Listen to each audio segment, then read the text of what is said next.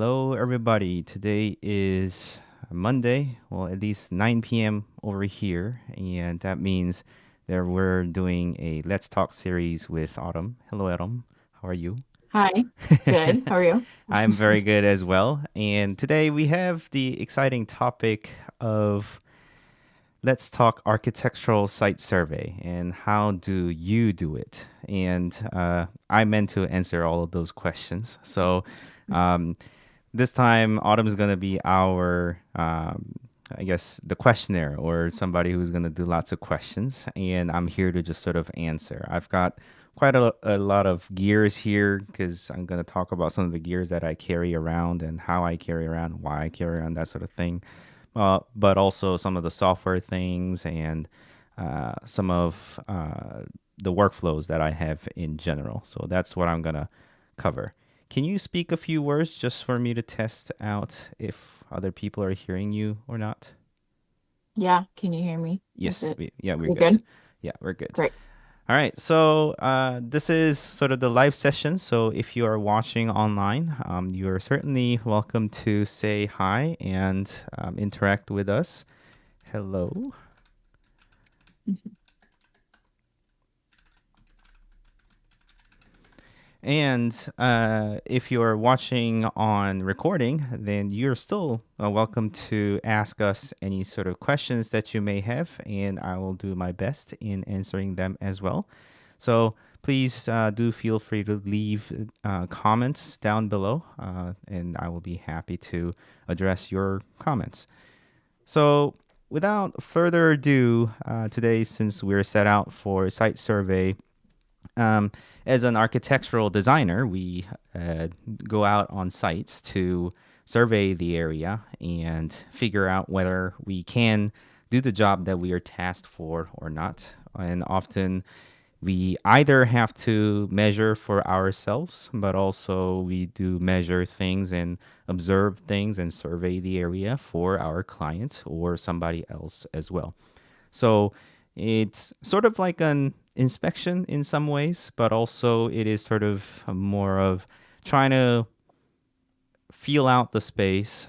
For majority of the things are measurements, but we do look out for certain things, how the structure is configured, if there's any sort of repairs that are needed. If we notice some of the things that's going to be kind of tricky to work around, then we note those sort of things to figure out whether we need further work from it. So this is sort of going to end with either 3D model at the end or sort of a survey report so that it highlights those things that we have observed so that another person or my team can gather the information and move on with the project, either doing schematic design or test fit of a space so that we can go further along the design process. Now, uh, people in different project types may do things differently. So if you're in residential space, then your space is going to be probably smaller, less open. And a lot of cases, you're not looking to knock down the entire thing and rebuild it up. You're mostly looking up how to knock down a portion of a wall and expand or that sort of thing. So that sort of thing will be quite different from the way I approach things because I'm more invested in retail and commercial environment.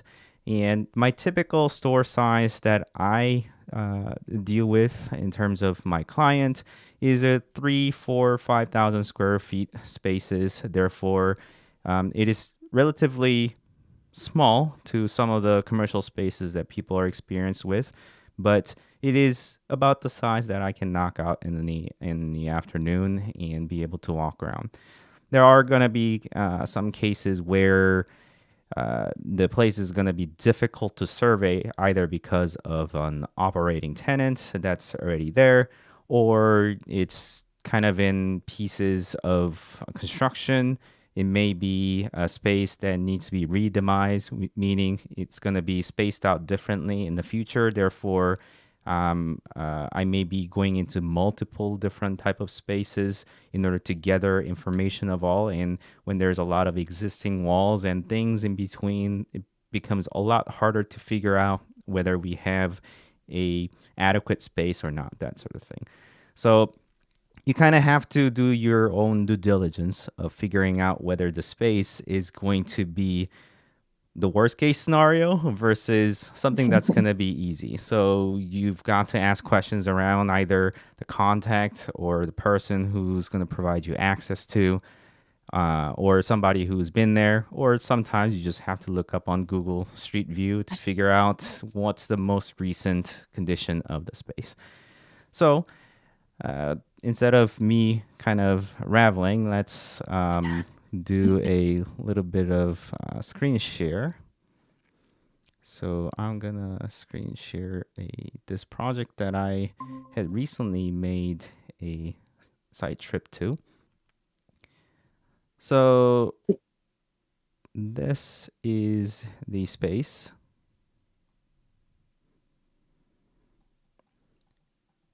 And this is inside. Yep. And it is a 360 photo shot, so you are able to kind of see things afterwards. And I always take 360 camera with me so that I can always show multiple angles of the shot, because I will always miss that specific spot. And it was actually a rainy day too, so which made everything a bit more difficult. But the space inside was at least open, so it wasn't all that difficult to measure out the site. So this is, I would say, about a easy. If I were to scale 1 to 10, it would be 2-3 points in terms of difficulty. This was one of the easier one. Although, because we were not the first tenant that was going to go in, or the client wasn't going to be the first one to go in, therefore, there were some existing conditions that needed to be further worked. So it wasn't a white box project where everything is completely open and easy to measure kind of thing. And there were some existing conditions that needed further work. So yes, it's a little more complicated than complete white box, which is probably the easiest job that we can walk into. But I've seen a lot worse than this before. I literally have walked into a maze before and had to measure every single walls out. And it was named a San Francisco dungeon, and it was literally a maze that we had to measure out and figure out. So, and it was not on the plan, right? So it was kind of difficult. But yeah, those were the I guess the highest scale. And when it becomes very large space, it also is more complex as well. And if there's an operating tenant, that also becomes more difficult, as I said. But this is in a scale of 1 to 10, it'll be 2, 3. It wasn't as big of a complexity. Let me take off my jacket here. Do you typically do it on your own, or do you always have someone to assist you? This probably could have been my own job. I did not probably need another person with me, but that question can be answered in different ways, because I do most of architecture, whereas we hire out another consultant team for MEP engineering. Therefore, MEP engineering department or team or consultant may need to send their person out for measuring their own thing. So to measure out what kind of service they have in terms of electricity, and also what kind of service the overall landlord space is providing in terms of HVAC service. They need to look at those things and whether we have a suitable service in there or not, and also what existing can kind of let us know either to relocate or upgrade, or don't need to worry about certain things. They need to let us know in terms of those requirements and service quality that we have. And I don't know all the ins and outs. Whilst I do know some, I don't know the ins and outs of every single detail of those type of requirement. Therefore, I rely on them to do that. And Yeah. often, if it's easier for us to kind of go together, the one representative from MEP and one representative of the architecture kind of go in together and measure out the space and survey. It's easiest because then the same conversation can be carried on as the project progress through, but also it's easier because we can bounce ideas about some of the things that we're considering, but also uh, uh, he can literally or she can literally help me out in terms of measuring. Sometimes things Yeah. can be a little more difficult. I've got Yeah. a question from Gail Wilson. Are you able to get all of the information you need to proceed from just one site visit, or will you plan on later visits also? That's actually an excellent question. So, uh, in typical size of 2, 3, 4,000 square feet, or maybe 5,000 square feet, if I'm not walking into 5,000 square feet space that is an operating tenant that kind of shuts, I've had experience like I walked in 12 p.m. and then the breakfast restaurant was closing at 3, 4 p.m. and they would not allow me to stay any longer. So I had to I was gonna leave the town the next day, but because I was considering to stay there until late evening so that I can knock it out in the one afternoon um, and spend one night, and then in the morning I get back home was kind of the plans I had. But since I had to shut off early, I had to basically wake up extra early for the breakfast restaurant. As at 5 in the morning, I met in front of the door to go in and measure out the rest of the site that I couldn't, and then finish by the afternoon of the following day, and then actually took off. So yes, things do happen, but my intention is usually to get everything done in one plan. And this can be anywhere in the States, especially for my type of job. So I have to book flights and the hotels to go spend an afternoon on the site. So ideally, yes, knock it out in a one go. And I've have not had an occasion where I had to go back. Either you can, if there's some information missing, then you can either ask somebody who's kind of closer on site, such as the landlord or some of the GC, some of the information that you can just perhaps leave it out until that you really need to obtain, maybe figure it out, field verified information, rely on GC to figure some of those things out. But my hope is that I capture all of those critical information as I go out there, and my client is sort of paying me for it. So I got to make my time worth as well. So yes, I would say generally yes to your question.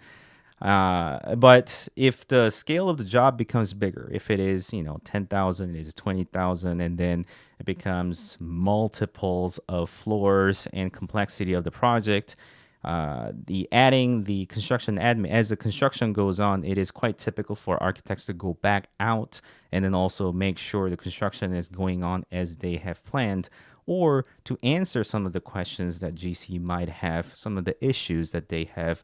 Site visits during construction is quite typical as well. So that depends on the project type and also the type of client and the situation that you may have for a specific project. Because some easier projects like this may not require follow ups, but some of the more complex and difficult projects, if you're trying to fit a giant elephant into a tiny little space, then you need more helps and more visits, unfortunately. So, but those are the things that you will probably need to budget out when you are planning on for multiple visits. Then you've got to include that sort of scope of fee in your proposal as an architect to your client. So yeah, that's sort of setting out the general premises. And yeah, just like Gail, if you have any further questions about any of the things that I'm stating here, I'm free to answer any of the questions you may have. Did you have anything, Autumn? Yeah. Well, just kind of looking at this photo brings up a lot of questions. So say if I was to just come and measure this looks almost, I mean, it's overwhelming. I mean, you've got a lot of pipes in the ceiling. And Yeah. so I'm curious, like, how do you start like your measuring and what do you include? Like, do you include all the electrical pipes in the ceiling? How do you include that and how do you make sure it's accurate? Um, are you getting on a ladder? Do you get up on a ladder to make sure like you have your dimensions? I think it's a lot of questions are just where do you start? It's because it's overwhelming. Yeah, I'll get back to where do I start and how do I start kind of question and what do I measure and what I don't. Let me Okay. just kind of go over some of the kits that I have Oh, just so that yes. I can cover those, some of those. Okay. And that's a good question because I will certainly answer some of that as I go through here.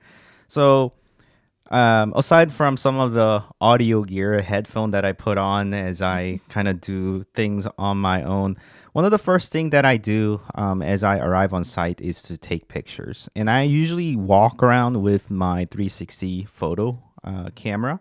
And the way I do it is a combination of these two. This one is a product that you can buy from Best 360, and I have showcased this kit before on my previous video about 360 cameras in their tripod setup. I've gone through a lot of tripod and monopod setup for my 360 camera, and this is sort of what I ended up choosing.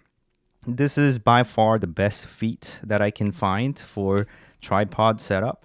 And for those of you who are interested in acquiring 360 photo for survey type of things, it offers this sort of extension of feet, and that's important, especially when you have a very tall monopod and you can be outside trying to take pictures. And if it is especially windy, that is going to knock out your 360 camera with it. So it's important to have this sort of wider feet available, but also it has this sort of foam on the leg so that it is very easy to hold when you kind of collapse it and actually walking around with it. Mm. And the best part is that the best part about this one is that it offers two different thread size. So I believe one is 3/8 of an inch and the other one is a quarter. So you can pretty much mount it to any sort of monopod or head that you would like to attach here.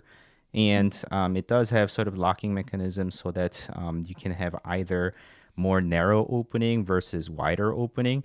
I never needed the narrower opening, so height's never an issue for me. So um, this was by far the most robust feet that I can get. And attached on top is the 1/4 inch thread.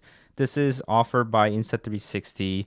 There's a ton of these selfie, the long monopod that are out there, even aside from Insta360. But this was a 3 meter stick, and this becomes very long. It's probably long. It is much longer than this room as well once I extend the whole darn thing.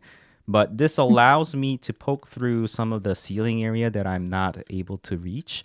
And I just attach the camera on top and then just push the ceiling grid away. Or if there's a little bit of hole, then I can just push that in there and actually capture things that I cannot put my head through. And for example, if I am try to measure out some of the things or see what's the condition above that. This is actually partial of the restroom, so there are two restrooms behind this wall. Mhm. But if I'm trying without the ladder, I have no way of getting on top of there and figure out how all of these piping are configured. Whereas I can just kind of extend this and have my camera up there to basically see those things that are from above. And I actually do have shots of those. And all of these photos are taken with this configuration where I just take the monopod and so there you go. So I'm kind of in that shot there too, but hey, I'm just extending my tripod or sorry, the monopod and then put my camera up here to get a shot of how this thing is configured from the top. So this becomes quite useful when you're trying to measure out that kind of space. And Does then the camera when you're taking the shot, Does the camera itself turn, or how does it take the shot? Is it just like a button, a click? So for this specific site visit, I use this camera, which is Insta360. Sorry, it's a mouthful. Insta360 RS. When Insta360, let me try that again. Insta360 1 RS 360 1-inch lens is what it has on top.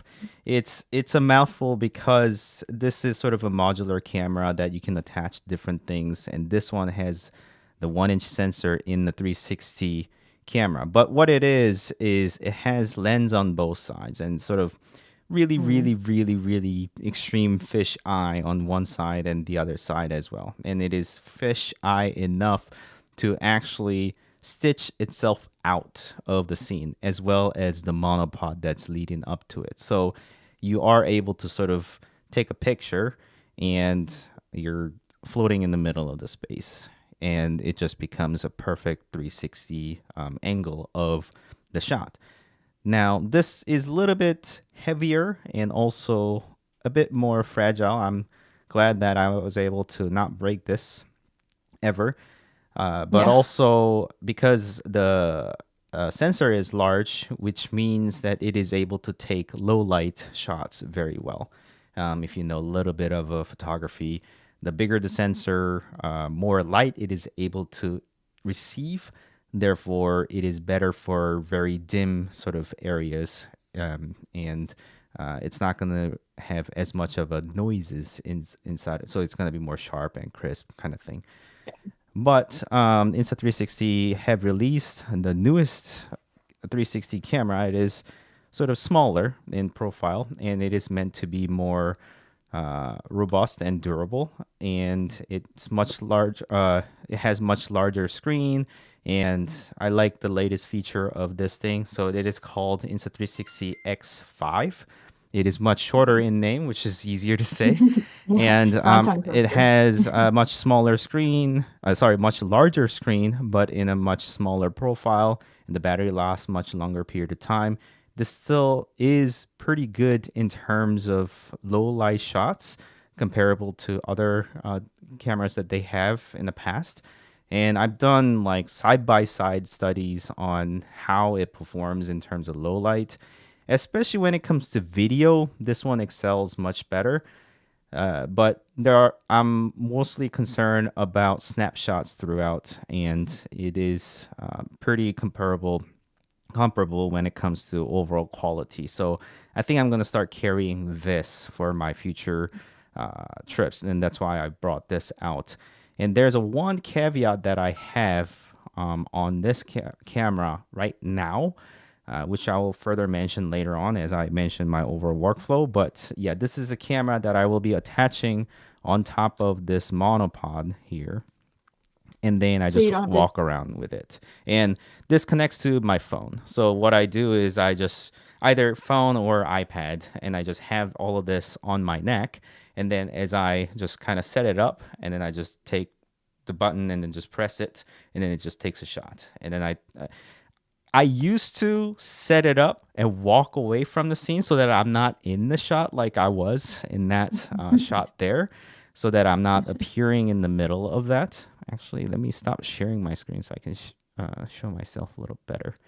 But yeah, I was literally trying to hide away from the scene. If I can see the camera, it is gonna see me because it is 360. That's what I usually Yeah. kind of jokingly say to everybody. If you see the camera, then it is gonna see me.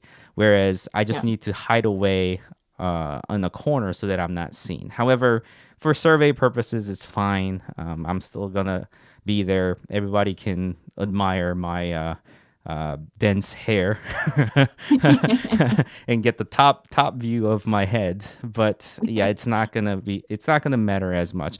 But I do try to take shots that are a little bit further away, because if I'm standing next to it, then I can be covering lots of a shot. So for example, like this one, I was trying to capture something near me and notice how I can't see beyond me. So I'm blocking my shot. So ideally, I get it far away from me or above me enough so that I'm not blocking much of the view is what I just try to do.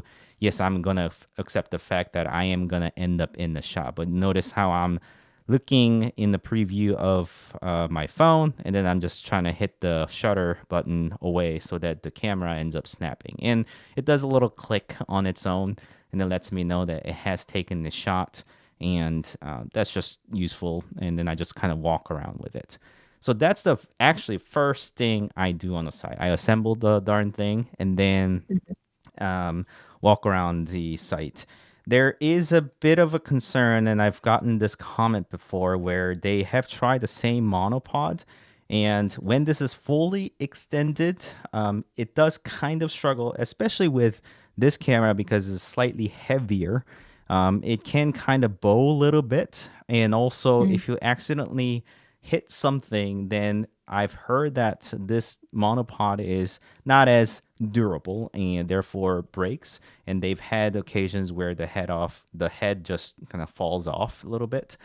And that can be detrimental to your camera, which then costs your trip too. So Yeah. I have not had. I'm usually very careful with my stuff, so I have not had that occasion just yet. Fingers crossed. But So say knock on wood. knock on, yeah, it'll be knock on wood. But Yeah. yeah, I have not had that occasion yet, and I'm usually very careful with these sort of gears. There's a little trick up my sleeve, especially when I'm trying to send this above the ceiling grid. I've made this one, whether probably this is the most jankiest setup that I've kind of put together, but I could not figure out anything better. But and I showcase some of these on my other 360 camera and monopod setup videos. So if you're highly interested in this one, you can certainly go ahead and hit and find that video as well. But this is sort of a puck light, and it has a USB charging, and I carry around a bunch of lights just so that I can walk into space. You'd never know if you're going to have even lights in the space. So I carry a bunch of lights, but these are two puck lights that are connected by this cable tie, really. And Yeah. then I have a little hole on it, and then I just put this thread in through, and then I attach the camera and then send this thing with it so that I have some means of light above the ceiling, because I can hold it in space for long enough so that it takes a meaningful shot, because that's something about shutter speed. If I lower it enough, and if I can somehow figure out how to turn this thing off, that's usually the struggle that I have with these lights. They always blink on me and blinds me. But yeah, that if you have the less light, then you have to hold it in space for longer period of time, and any shake in between can blur your shot. That's just like how it is for any sort of low light photography. So the more light you can harvest is the better it is. But there are some cases where I walk in on a site and it has no light or electricity at all.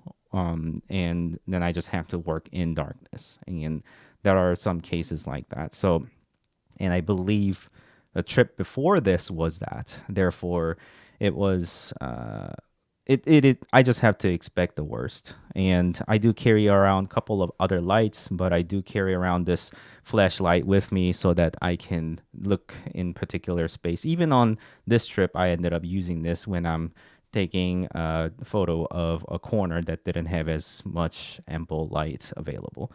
But yeah, so I do take shots with a 360 camera throughout. The reason why I do that first is because I want to gain sort of visual and physical understanding of what the space that I'm dealing with. Ideally, I've seen the space overall in the plan before, but Mm-hmm. actually, the plan that I'm handed over may be the future plan. So the building might actually be something different to the plan, where it is not yet demised or configured in a way that I've seen it on the plan, or it might actually be the case that some of the things don't match up, and the corridor that was on the plan is not on the site, or maybe There's additional walls. So I need to kind of walk around the site and get a good understanding of what's really going on.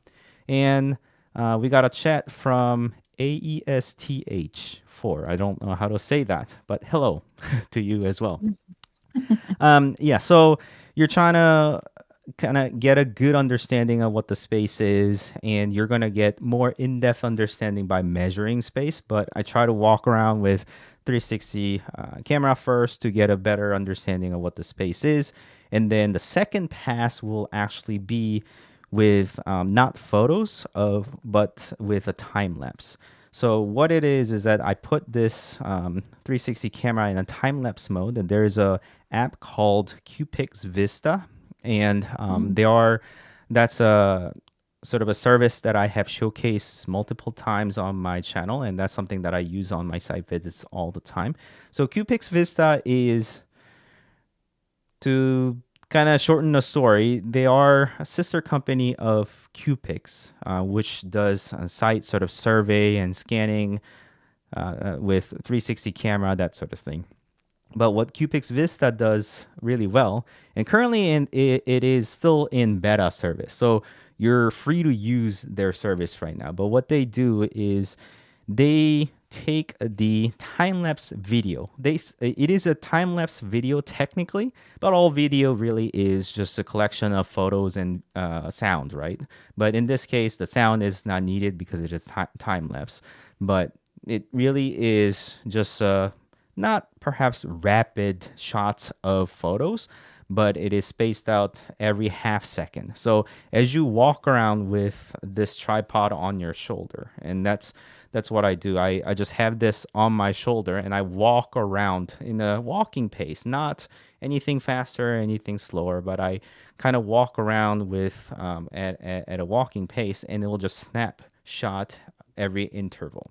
And when I submit that video onto QPix Vista, they do run processing on that video or collection of photos, really, and do a photogrammetry, which means because they know how these cameras take photos or how warped these lenses are, they have this sort of technology on their own to stitch all of that together and figure out the 3D geometry around it. So they actually spit out a point cloud model, and you are able to bring that into Revit or SketchUp to get a physical model.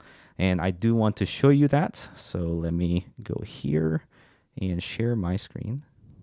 Remind What me. would we do Go ahead. without technology? What would we do without? Like, how did they do it before without 360 cameras? So QPix Vista is, I've done most of my project in here. And that specific project was this one. So I'll go ahead and download that. And once I download that, I will have this one. And once I load, I can view it on their viewer like this. So that's a 3D scan of the space. And Gail asked a question, will the camera create a floor plan from the 360 shot? They will not create a floor plan for you, but you can get it to something close. So camera, top view, so there is sort of a kind of a floor plan. It's usually, I would say this, it's not accurate enough for you to just draw floor plan off of it, in my experience. This specific model worked out really well. And the reason for that is because of its openness. When it goes through like a door or something, it often struggles in terms of alignment. So let me show you perhaps a case that didn't work out too well. And because, again, this is a photogrammetry and it is only taking the photos, if it is a dark space, it struggles a little bit more.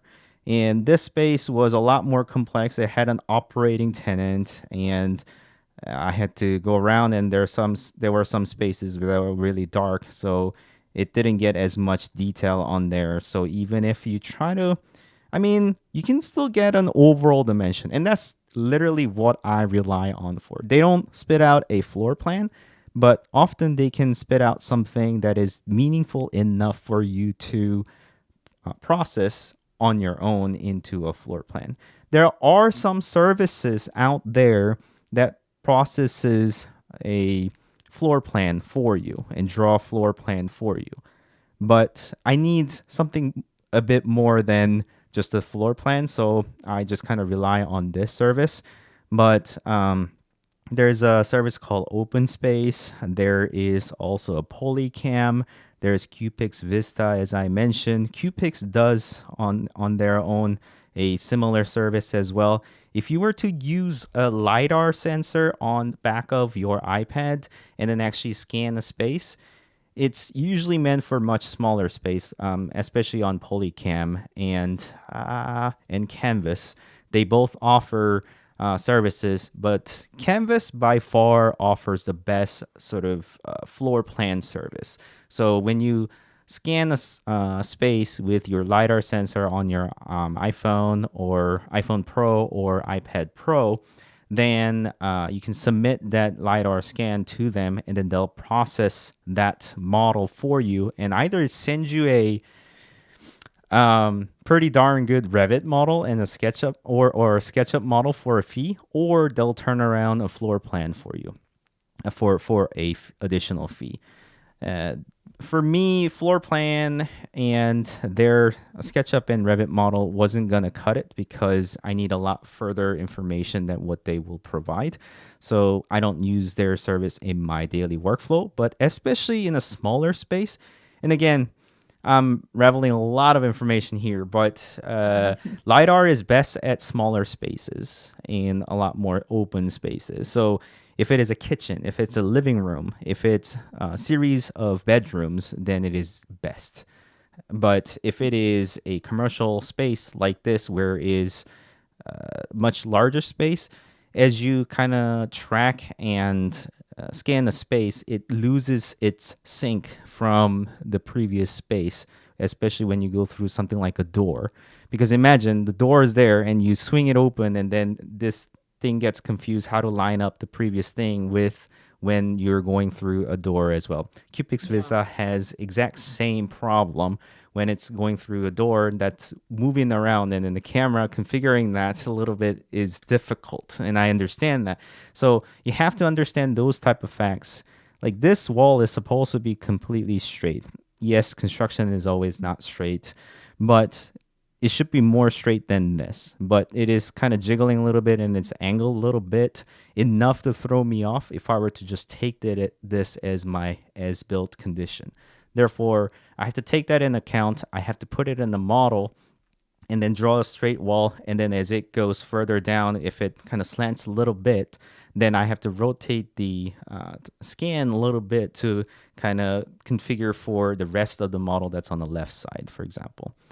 I have to show you perhaps something that went a bit further wrong than that to kind of demonstrate what might have been maybe this one. Let me see if, I mean, they do a pretty good job, and that's why I keep on using them. No, that's not it. They look like paintings. It's like a piece of art. Yeah, sometimes, but also this can be multiple floors. It does not have to be a single floor. So that's also a good thing about QPix Vista, that it can be spanning multiple floors. And if you're dealing with a space, so this is an underground floor and this is the first floor egress. And when you have such a large space, it's hard to get a glimpse of what the overall size of the space is like, especially when even if you had walked around. This one kind of locked out because this was overall open space. And in terms of accuracy, this was pretty darn accurate. That wall was slanted, so I knew from get-go. It probably wasn't like slanted like that here. but it did on this scan. So as it goes through these narrow corridors of stairs, it's just kind of mangling a little bit. So there are some occasions that it is going to struggle, but especially in the open space like this, it's going to have really good accuracy, and it's going to be meaningful information that I'm going to mention later on as we progress through. But so I do the three now to go back to. So I walk around with a time lapse, and that becomes a very useful information for me. Let me go back and open up the one that I'm using as an example. Can you stand within those models? Like, are those little bubbles like places to Yeah, stand? yeah. So those are bubbles that I can stand and then look around. So that's how Oh, I that's was cool. walking around. Here's a couple of cool things. I guess this is sort of a plug or a shout out to QPix Vista. That's been great for me, and I'll be sure to mention them to about our stream here to them. But there are a couple of things that you can do. One, you can walk around with some. There are some discrepancy when it comes to missing data, but you can walk around if you want, and you can spot like columns and such as you walk around with this thing. But often just being able to spot some of the things like, hey, there was an existing plumbing that's been reworked, and that's something that I might not have noticed when as I walk around, but I did notice. But it may have some of the details that I just might have missed as I walk around, and that is quite common. Like when I'm on a time crunch for 4 hours on site, and I'm trying to do all of these 360 shots, photos, and measurement of the space, there's gonna be one column that I missed out always, or I put down some measurement and wrote down 30, and I probably meant to say 30 inches, but I somehow said 3.0 feet. It is like, which one is it? I'm not sure. Even if this is slightly mangled or slanted or misaligned, just getting overall configuration and guessing in where that column is and how that column shows up in my model is saving grace. I can then go back and reference this, even if it's not inch to inch precision, but it is, if it is general, like what I say, sanity check. So was it a 30 inches or was it 3 feet? Like I can probably narrow that down by comparing it with this 360 scan, or sorry, 3D scan. And you can measure within this as well. So if I go to top, and then there's a measurement feature. So obviously I haven't done this many times enough, but you can certainly measure certain areas as well, and that's within a couple of inches in my experience of when, especially in an open space like this, it's pretty darn accurate. It's just that Mm-hmm. as it gets further and further away on more confined space, it just may have misalignment. But in this open configuration, this is probably the best sort of accuracy that you can expect. So, and then also there's a playback. So this is what Oh, I that's consider cool. really cool. It tells me how I walked around the space, and also whether I was too fast or too slow, sort of thing. But I'm experienced enough to be at a good speed. At a But good speed. yeah. You're like, I'm a pro at this now. And also, I take my sweet time, especially in darker areas. Notice how I walked around towards the front, which was darker than other spaces, multiple times to make sure it has enough of scan data so that I can have more accurate information. But this is quite useful. And I can go back to some of the really old ones that I don't even remember how I did it, but do a playback on it, and it will tell me how I went about that space. It's kind of neat how it does that, and I can click on those bubbles to look through and how the space was. Do you share these with your clients, or are these strictly just for you? I could, but I found it not really useful for them in any way because I provide the 360 photos anyways. They are more sharp because I actually stood there rather than continuously moving around. So I share the photos to my clients and other people to see as part of my service, and it probably is much better than other people service. But no, not strictly this model because it's not reliable enough for them to use. I have better photos of this space if you're needing further detail of the space, for example. And then yeah, you can configure different things, and then you can export a bunch of different file formats that it will be Hmm. taken by either SketchUp or Revit. So that's quite a bit useful information for me to utilize. So enough about QPix Vista. But after that, and then I do a whole round of I walk around with my phone and then try to get details of, and I may, since I'm on my phone anyways, as I walk around with, even with QPix Vista scanning, I'll just have this on my one hand to take some of the snapshots of corners and spaces that are needing further attention. For example, if I were to be at, let's say over here, that I saw this gaping opening on the storefront, then I will go back and actually take photos along with it. So on the storefront, I saw this condition where there's like a door stopper on this side and not on the other side that's been like pulled out. Then I just kind of note that sort of things on as I go, and I saw the finish is not there, and then there's a difference between the storefront and our floor space. So I'm taking those mental notes as well as taking pictures so that I can go back to it. Often I do this kind of thing on the photo to kind of note, why did I take this picture? Well, there's like a wire thing and I wasn't sure what it was, so I was taking the mental note of that. And then there's some water damage that's starting to happen on the back, and that was a very stormy day, so that's probably why. But some of the things that I noticed, I try to make a photo note essentially, and this is sort of a third pass, if you will. I'll go through the entire space with photos first, and this takes about hour or two, probably. So I spend half of my time doing photos and then half of my time doing measurement. This is when I whip out my gardening. I don't know. I got it like $15 off of Amazon, and then, but I didn't want to carry a big, heavy duty tool bag because I'm trying to carry all of this in my tiny little luggage for just a 2 day trip. So I bought this gardening.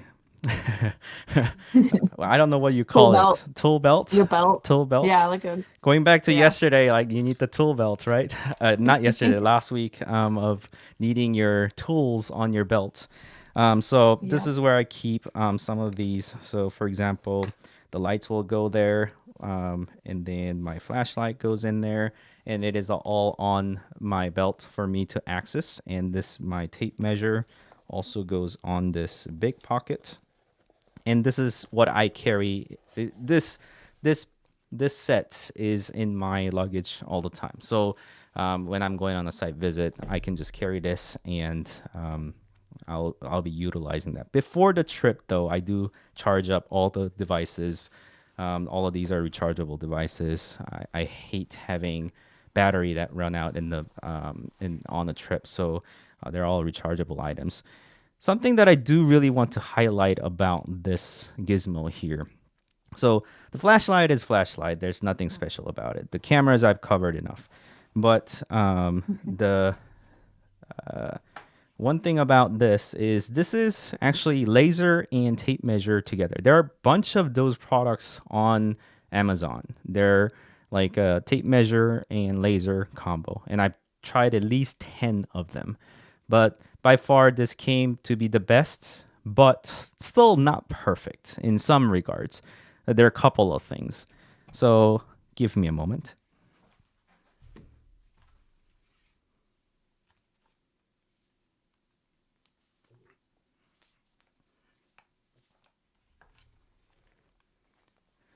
Okay, so this is how I walk around on site. I have iPad on my neck, and I just got a case and a strap so that I can put it around my neck.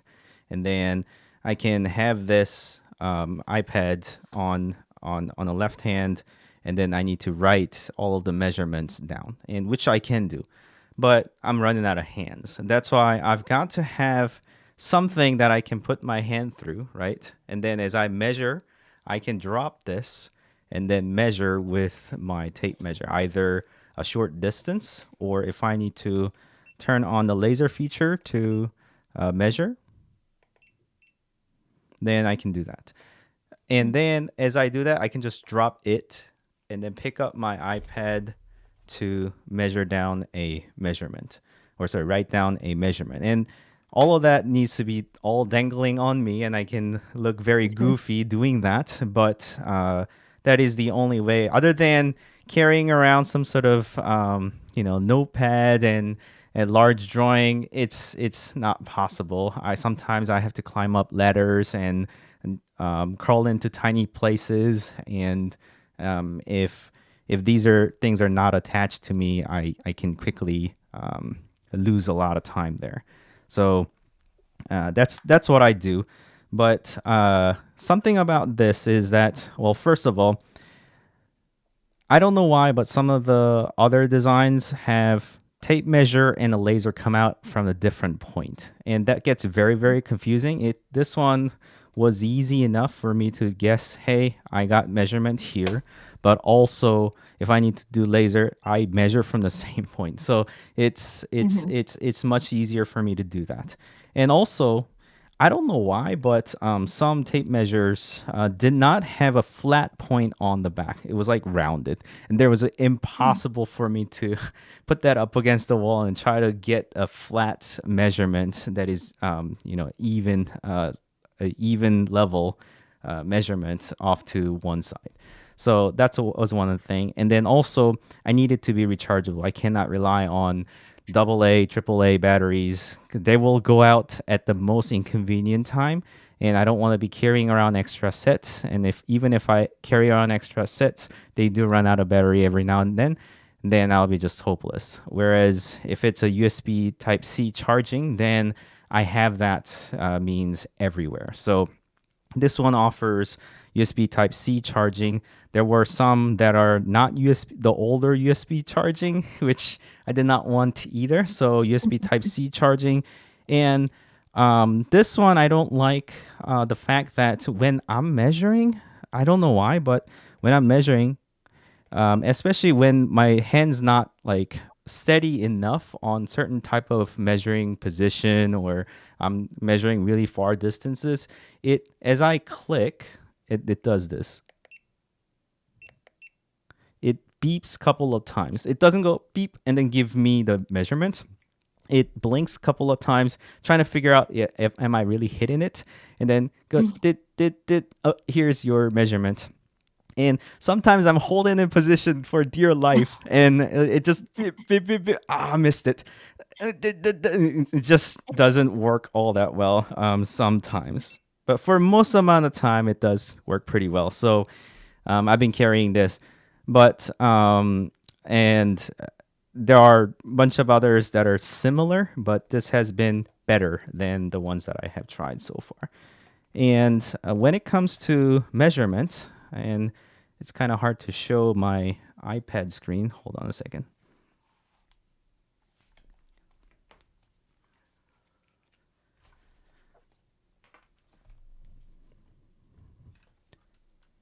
I'll share.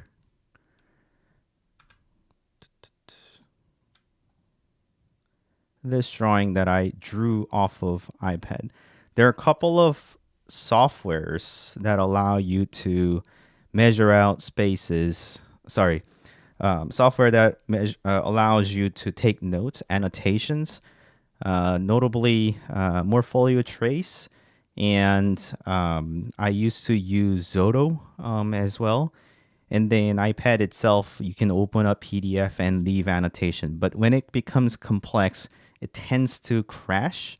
So I try to rely on either Zoto, or I've been trialing Morpholio Trace lately for doing the sort of measurement annotation on my iPad.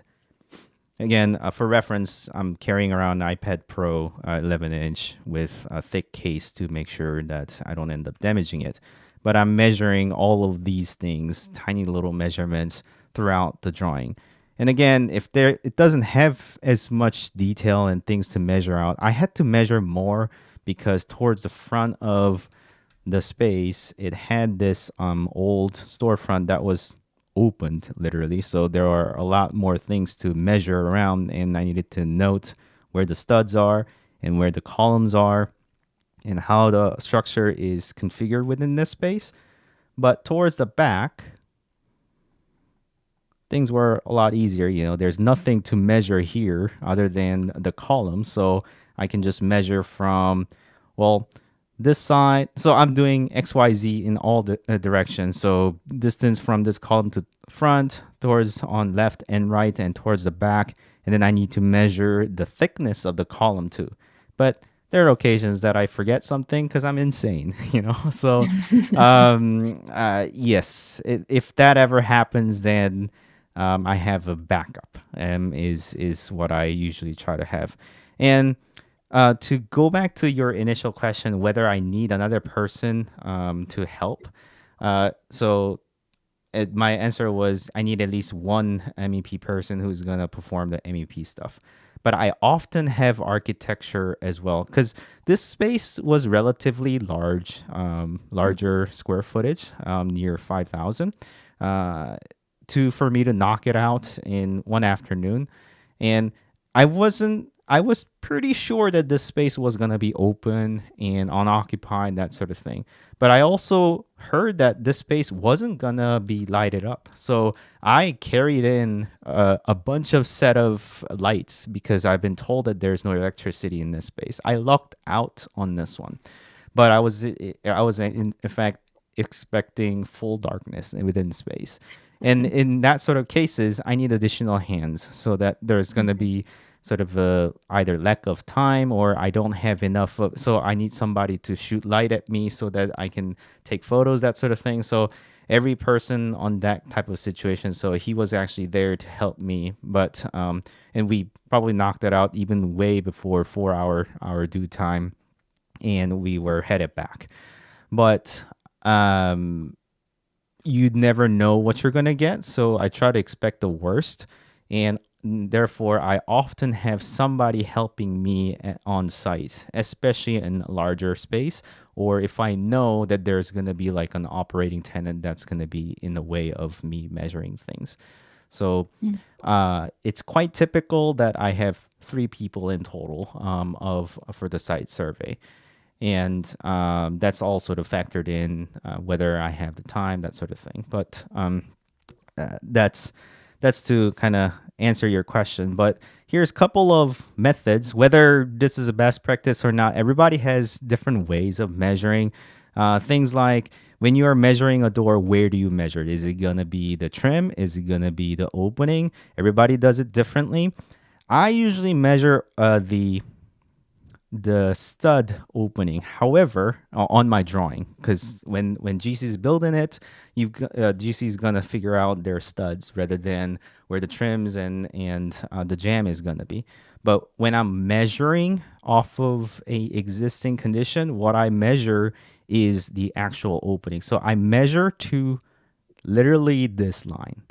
So if it's gonna be this line of the wall.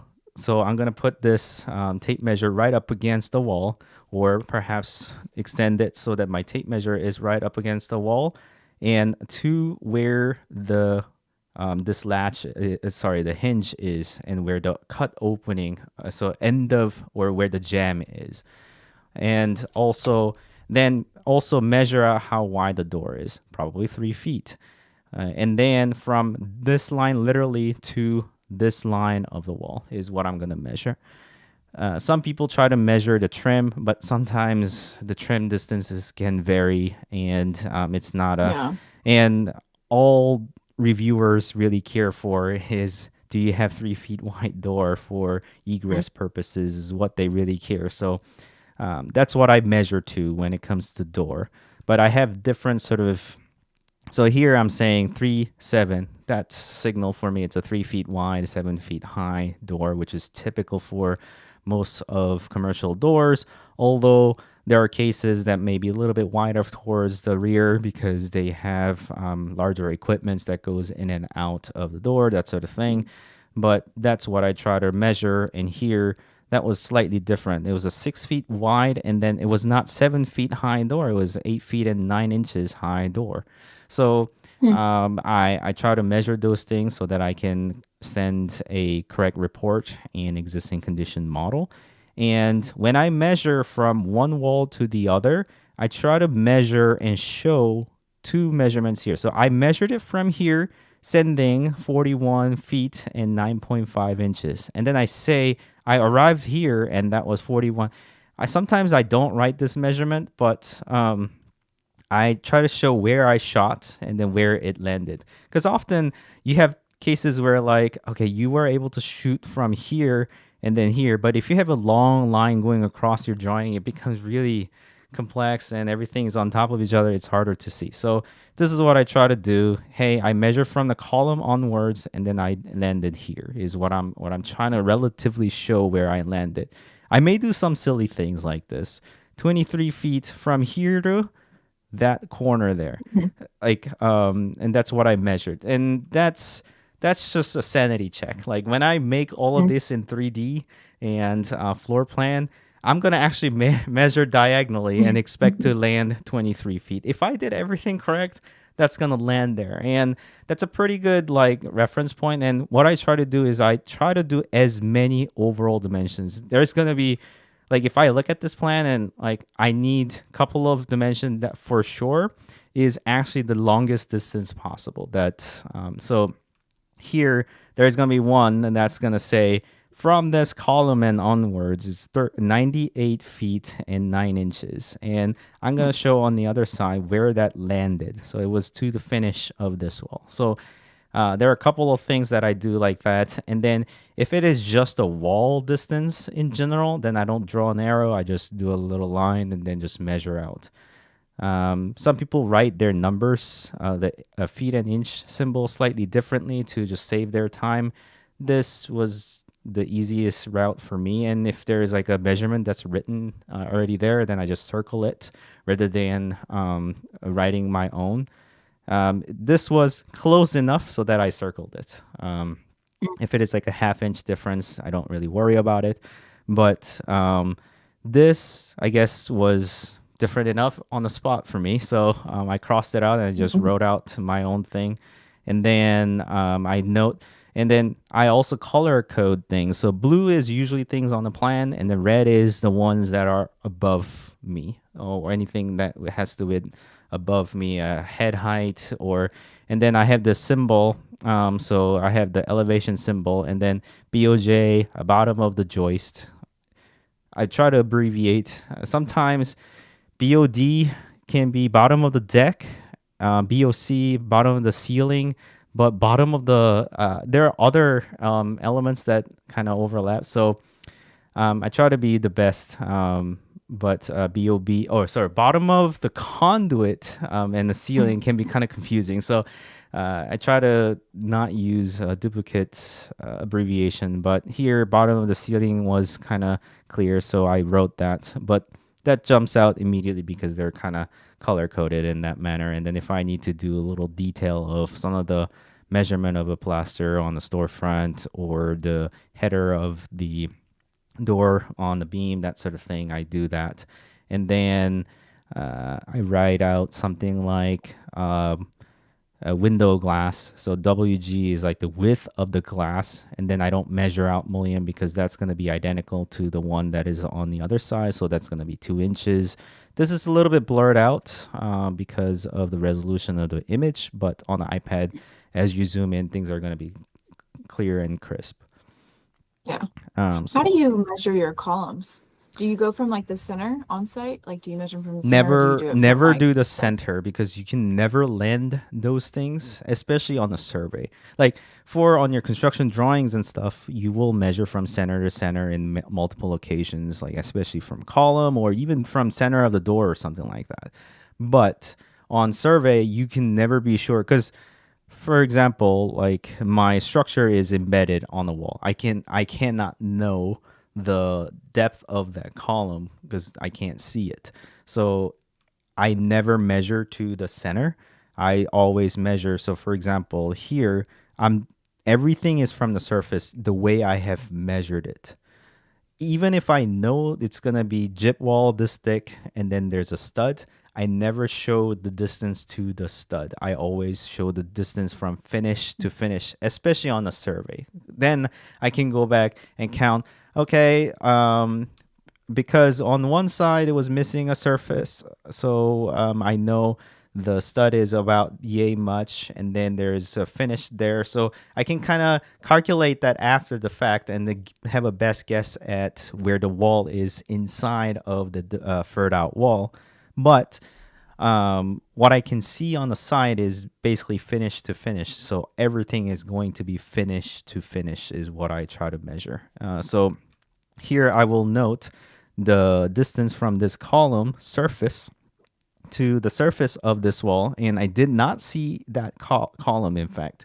Therefore, I never wrote it down.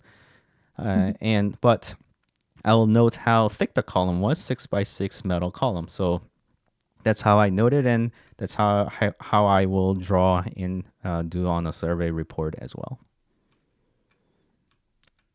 And to go back, so I knew there was going to be, I kind of generally sketched out what the electrical panel, I don't need to be exact size because I had understanding that my tenant will relocate them because they were hardly ideal spots that it was on. So I kind of sketched out the overall configuration.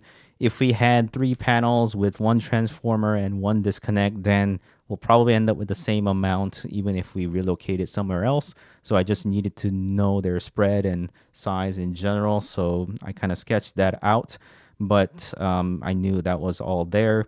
And that's what I will note. I knew the bathroom was going away, so I didn't really measure everything inside, but I did go over all the parameters and all the distances from those walls so that I can correctly have a measurement for the overall perimeter of the wall, so of the space. Any further questions? No, that's a lot of information. Yeah, and with practice, things do get a little bit better, and you know what to look out for. Here, I probably measured out more than I needed to, especially on the storefront. If I'm really short on time, I will go ahead and measure this and then just overall width and then just call it a day. But I went in really, really far detail because the condition of the storefront was quite old, and it is quite likely that the client may want to replace it due to its condition. Things were starting to fall off from the frames of the door and the window, so the mullion was needing to be somewhat repaired or that sort of condition. So and that will go on my report. Like, say you perhaps want to replace them because they're in sort of a poor condition. There's water damage, or there is an open stud and into the column, and the stud is like bent. So you probably need to fur out some of these walls, tear it down, and then actually refinish some of that. And there's like a bit of an exterior wall that's sticking out in here. You probably need to fur out. All of those information just went in to inform them that they need to do these sort of construction as I was modeling. And since I get into the detailed measuring as a second half of that, I can really go in, okay, do the overall.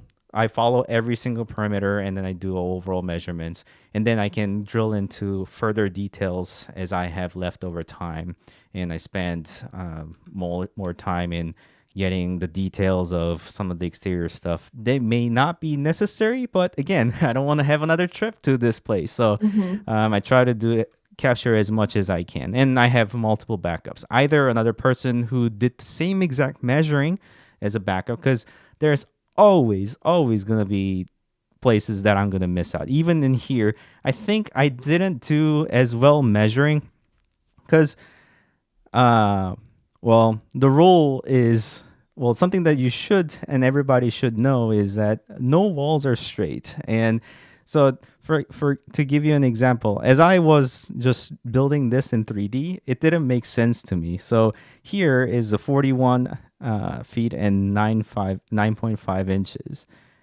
and that's 41 feet and 8.5 inches. So it is, and I measured it multiple times, and it is 1 inch slanted in one way. I don't know which way, Hmm. but am I gonna reflect that on the actual model or not? I don't know, and I don't know how I can. So some of those discrepancies I have to compensate somehow. Yes, your column may be 1 or 2 inches here and there wrong, but that's your best guess. And typically, what architectural survey kind of vouched for is 90% correctness in terms of survey. So yeah, even if it's 95 or even if it's 99% correct, I think I've seen 99 and 98 as well, but in terms of survey, but in the distance of 100 feet, that's actually a whole feet off of one end, and yeah, I'll take that. But I'm trying to do better than that. So, if it's inch here and there, it's not going to be a big deal. Probably not for client either. But I'm trying to do a best guess. And sometimes some discrepancy that are larger than what I just kind of use an example of, I may have to rely on my backup, either QPix Vista to just figure out whether that was square on and where have I gone wrong. And also, my second person who measured out, I asked them to do the same measuring as what I'm doing. I just asked them to do duplicate work because I'm gonna be insane and then writing down 21 inches and like, no way that is a 21 inches. Like, and things do happen because I'm human.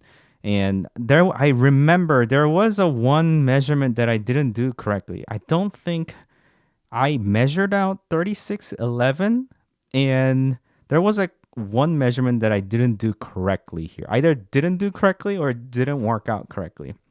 So I needed to revert back to my backup and figure out what he has said on his measurement to figure out whether I was correct or not, or where the missing information was there. I forget which one it was, but there was something here that didn't work out as I had measured out. But it happens all the time. There's always one or two measurements that just doesn't work. It's one of them's got to be wrong, and you have to do a bit of an investigation. And you need to have a good memory of what has gone wrong, and you need to have multiple sources of backup because I do not want to go back. Yeah. Wow. Well, when you have like, I guess, a tenant in a Mm-hmm. space, do you have draw like how do you prep for that? Because I know it's easier if you get a white box or an empty box like this project that you're working on, but like if you have a tenant, how do you kind of know what you're going into? And then because that would take you, I feel like even double the time to Mm-hmm. try to navigate Easily. and figure out the space. So this one is not white box, and this is like, I guess, halfway point. There's no operating tenant, but there's existing stuff in here that got in my way. And then sometimes they are just in construction or abandoned construction. Like somebody was trying to build something in this space and then decided, well, we're not going to continue, and then they're just going to abandon. So that's what this space was like. Let me try to look at a different example. Um, I have one recent project, like I said, that had an operating tenant. And then here is the. So this one had the operating tenant. So I showed up early enough that, or we try to work out time and date that is least busy. And also, I try to prepare for more amount of time that I'm going to spend in there. So it may be a whole day rather than one afternoon. And then I may ask for additional hands on deck so that in shorter period of time, I can get more measurements and more backups done. So that's also something I try to plan for. So unfortunately, if I know there's an operating tenant, then there's more cost. And then there's going to be more labor that's going to be involved in terms of that. And so when I walked in, it was still not open yet. And I showed up like 2 hours before opening time. So it may be really earlier in the morning for me to walk in and do all the photos, because you can measure whilst people are walking around, that sort of thing. But it's much harder to for me to do photos, and everybody feels bad walking into a photo. But it's just unavoidable if you have, especially like an operating restaurant. So we try to show up early enough to do that, all of these photos. And before the mall was actually open, is what we did for this one. And then towards the end, it was open. So we will have when we were measuring, people were definitely running around and getting their food ready and everything. There were all greeting each other and prepping their food towards the end. But as I guess for this specific project, we didn't run into that because we had planned a little bit better about it. Now, if I were to show you one that had operating throughout, um, How often do you get plans that show the space that you're measuring like as is? Is that often? Or do you normally get that like also the you have to project? feel out. If you know that Mm, plan isn't accurate, then I have to plan for additional time in worst case scenario, and I usually bill for the worst case scenario. yeah.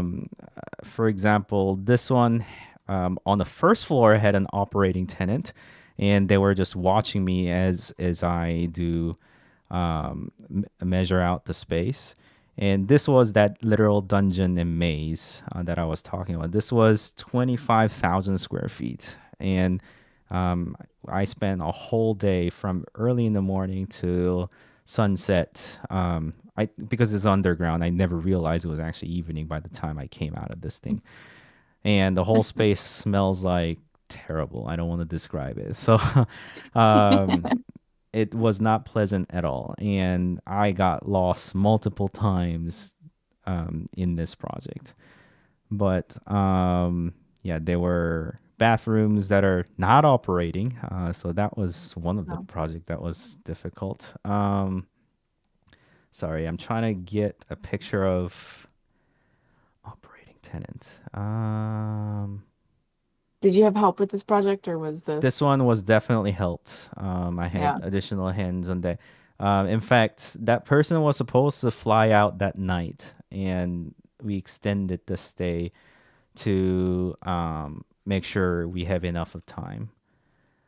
This one did definitely have an operating tenant that was, well, not majority of the time, because this was also ground floor and basement that I needed to measure, and the ground floor was an operating tenant. So, but it was relatively like a quiet. It's a wedding shop, so there was no like guests that was there the whole time. But definitely there was a. This was a little unsightly on the underground, but yeah, the owner was eyeing on us the whole time when like, because I'm trying to measure and do survey, and there's gonna be an owner just hanging out. So Yeah. this did not conflict as much, but I'm still trying to remember. There's some photos that I can't show. Oh, this one. Typically if you were to kind of weigh the time on a white box and I guess a current tenant, what's the main difference on time? Like do Double, you have like an S easily double? double. Okay. Yeah, easily double. And that also depends on, if it is a restaurant, then it's going to be a lot more, because there are going to be things in the way that I will not be able to measure. Whereas if it is a like a retail tenant with shelves and clothing store, then it is much easier. Yeah. And again, this one was the one that needed to head me off by a specific time that I was set out for. And again, I do my photos first, so I was in Mm. relatively earlier time, and there wasn't as much people in the shop. But you can see that whilst I was measuring the restaurant space, people are, prepping their food, and I need to go in between them. And it is because they got stuff in the way, it's much harder for me to measure than Yeah. a clean white box. And even if there isn't a operating tenant, if it is just a lot of walls and existing things that are in the way of me measuring, then that is difficult. I think also if it doesn't have a power and it's a hot summer day and no operating AC, that's been the case before. So, for Hmm. example, this is an abandoned, or sorry, a restaurant that closed off, and I needed to measure, and there's stuff Oh, wow. everywhere, and I can't really measure this space really well. So, and everything's at an angle and really old, so it's it's a lot harder. And I planned more. I did help for this one because I knew I was walking into that, but there wasn't Yeah. a drawing that was completely reflective of what the site condition was. And there are a lot of dark spaces that didn't have light, and yeah, that was one of the things too. Mm. I think the by far the worst was that maze space. And then the one that I I had don't to know. double back was that restaurant that was closing early and didn't allow me to be there for extended period of time. Some people Mm, are really good with it. Like they don't care and they can have. They literally asked me to like lock yourself out and then just leave a key somewhere or just that's I don't nice. know, leave it in the store, that sort of thing. So that's been cases in some occasions too, but some are really, they don't want any of that, so it's difficult. And some underground spaces are really just unpleasant to be in there. So those are some of the occasions. Too. This one definitely did have half and half condition too. So one, it was gonna be combined into one space, but it was two spaces that I needed to survey that are gonna be combined together later on. And one space was no power, no light, so I had to just basically use my own set of lights to get any meaningful photos and measurements. And then the other one was a operating clothing store. I always wonder what they think when, like, if you're walking through, like, do the tenants, are they suspicious about what you're doing? Right. I get comments like, "Why are you shooting at me?" Sort of comment, or "I'm sorry, I'm in your shot." Well, yeah, it's okay. I knew that. I noticed you taken like some photos on the seal or the roof. Uh huh. And that's typically for your MEPs for them to Yeah. kind of, So okay. because as an architect, I am coordinating all the MEP aspect too. Sometimes,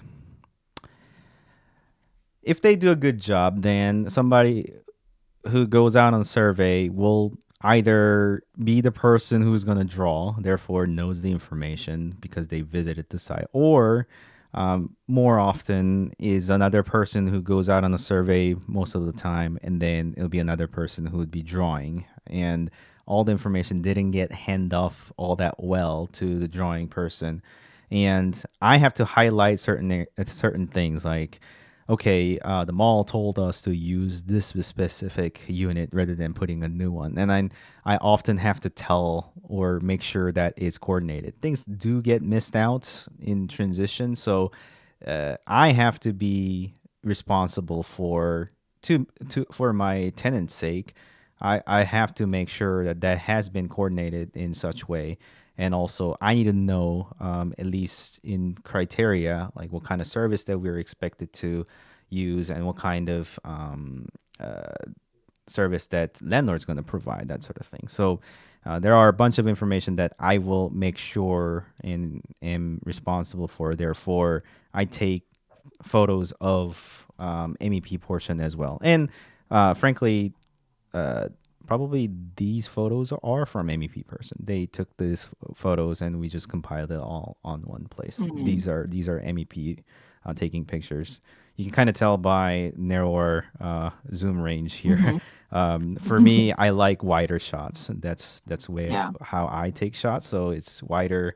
It tells me more information, but they're more focused on specific narrow angle, and that's how they do it. Things have changed over time, but back in the day, like this, Mm-hmm. that's how they. And I can tell. So these are actually from MEP. Very cool. Any further questions? No. No, that's most of them. Yeah, there's a lot of great information. I mean, I feel like I could probably just take an iPad and tape measure and laser now and go measure. I mean, Yeah. obviously, I know I'll miss a lot, but I feel like I'm pretty prepared now. I mean, it's practice makes it perfect. So more times I've done this, more that I just kind of optimize the process. I used to take a lot more 360 photos, and I realized I don't look at 360 photos as much on certain spots, so I know where to take the photos from, and Hmm. rely on lesser information and to still be able to output same amount of information. And also, in terms of measuring, I got it into system. I just put on my gardening toolkit and then just go on with it and put my headphones on and just go on measuring, not worrying about getting myself dirty or anything like. Oh, actually, hold on.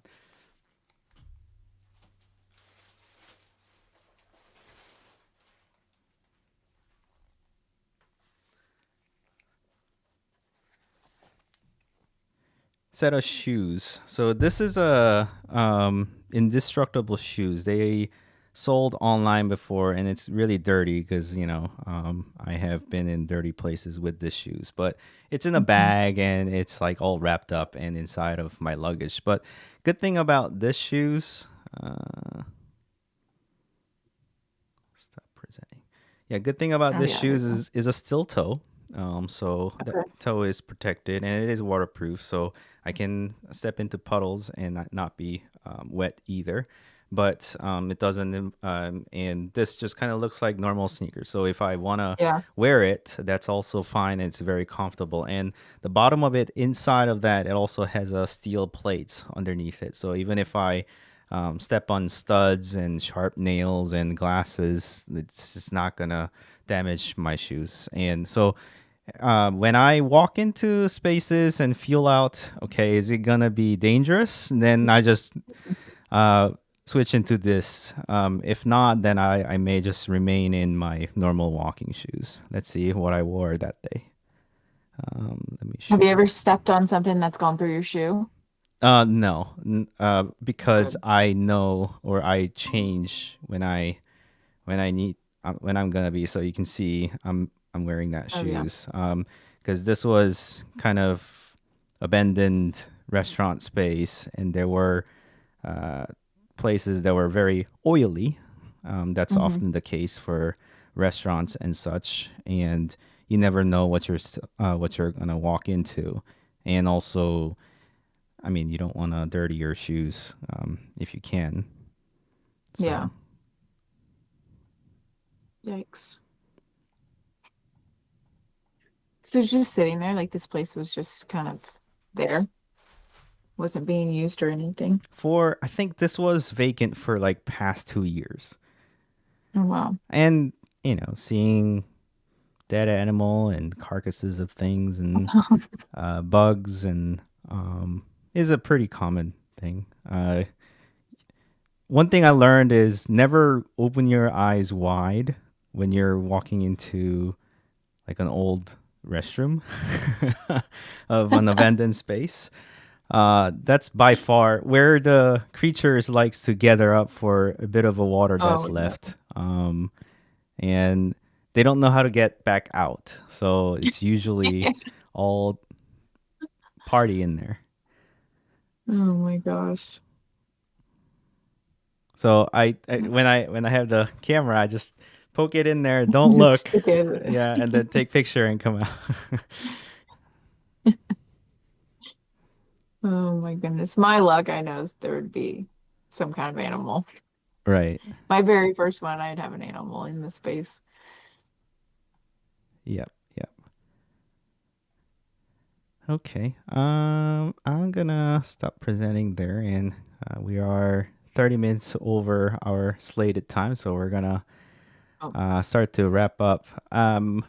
Future topic. So we have a couple of things that we discuss as a potential topic. I think next week we want to talk about some software. Enough of these gears and computer hardware. So I figured I'd do a gentle software, but something that are a bit unknown to either you or me. So we're thinking to cover D5 render. So to set the premises a little bit, D5 I have tried in the past, but frankly, I have not had a deeper dive in a very, very long time. So it's going to be sort of a refresher for me.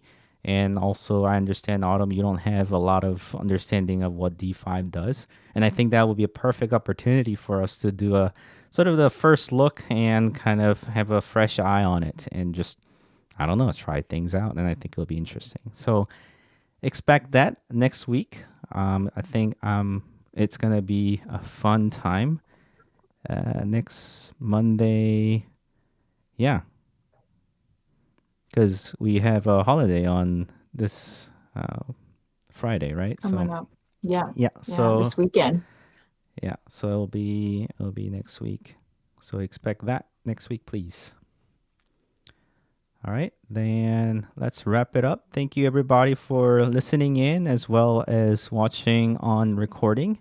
If you have liked this content, please don't forget to like this video and leave comments if you have any questions. And I'll see you guys next week. Thank you.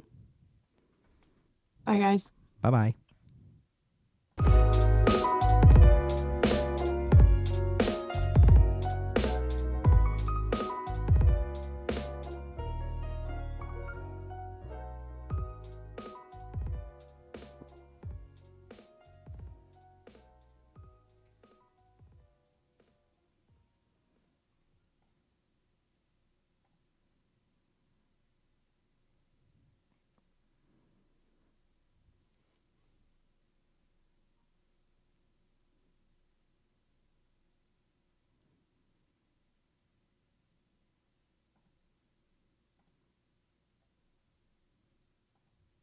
All right, we're back. Yeah, it's